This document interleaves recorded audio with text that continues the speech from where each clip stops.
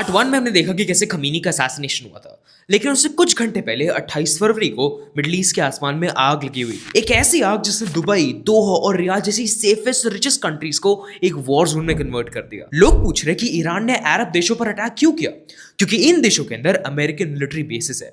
Geopolitics में इसी चीज को कहते हैं the hostage strategy. Welcome to geopolitics and this is part 2 of the new age of Iran. 28 फरवरी को यूएस और इसराइल ने एक साथ मिलकर ईरान के ऊपर मैसिव बॉम्बिंग शुरू की। तेहरान के मिलिट्री और न्यूक्लियर कंपाउंड्स हिट हुए, लेकिन सबसे बड़ा इंपैक्ट मिनाब में आया, जहां पे एक एलिमेंट्री स्कूल के अंदर 51 बच्चियां मारी गई। इस ब्रुटैलिटी के बाद ईरान ने अपना सबसे बड़ा रिटेलिएशन स्ट्राइक लॉन्च किया, लेकिन उन्होंने सिर्फ इजराइल को टारगेट नहीं किया, उन्होंने गल्फ अरब कंट्रीज पर बैलिस्टिक मिसाइल्स तान दी। यूएई, बहरीन, कुवैत, कतर, हर जगह एयर सायरन्स बजने लगे।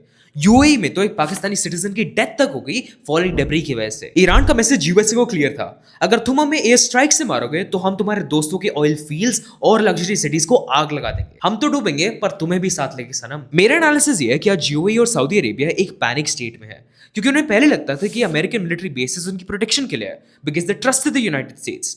लेकिन आज ईरान की बॉम्बिंग के बाद द सिचुएशन सीम्स डिफरेंट। आज वही 40,000 अमेरिकन सोल्जर्स इन कंट्रीज के लिए इनकी सबसे बड़ी लायबिलिटी बन चुके हैं, क्योंकि अमेरिका की दुश्मनी का बिल अब अरब कंट्रीज भुगत रही है। यूएस और इजराइल ने ईरान को बॉम्ब किया, ईरान ने गल्फ कंट्रीज को टारगेट किया, यूएसए ने खमीनी को असैसिनेट कर दिया, और मैं पार्ट 3 में बताऊंगा the aftermaths of Khamenei's assassination. So follow me for more such content.